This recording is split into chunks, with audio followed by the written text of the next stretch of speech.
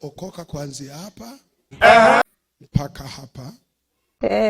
Kama miguu itachukia iache ikachanage mashuka. Lakini hapa pawe pamefanyaje? Masaa 24. God have mercy upon us. Very interesting.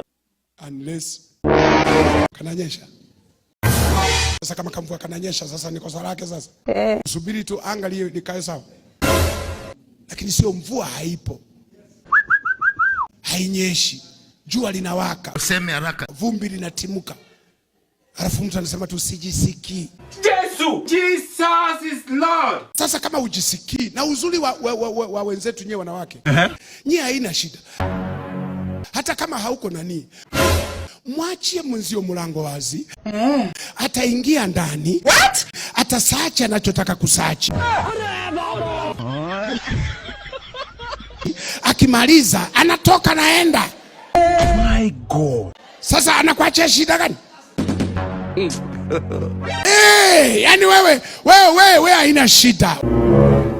Wewe mwambie tu mimi sijisikii, lakini mlango sijafunga kufuli. Wewe ingia mwenyewe. Yes. Tafuta unachotafuta. Ukimaliza toka nenda. Okay. Now your head correct. Shida iko na mwanaume, ndio shida iko. You are a liar. Kwa sababu yeye lazima mentally awe. Can you go straight to the point? Awe fit. Ndio maana tunawaambia wamama, Useme haraka. punguza kwa koromea waume zenu. Yes. Kama nataka mechi Kasarani ichezwe, punguza maneno. Mwanaume ndio kiumbe pekee hakitakagi kelele. Yani hii ni serious issue. Hata wanasayansi wamesema hivyo.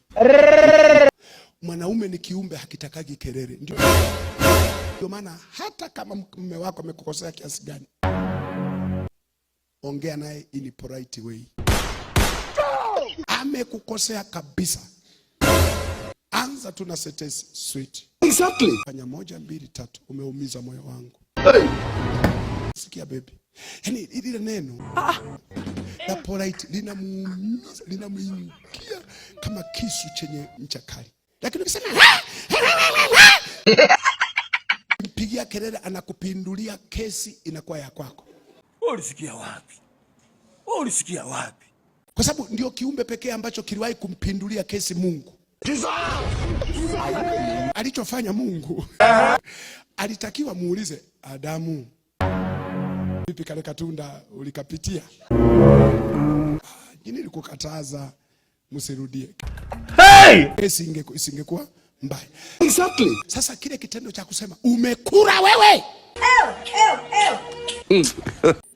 Tunaanza kupiana kelele. Akasema hii kitu na wewe umechangia.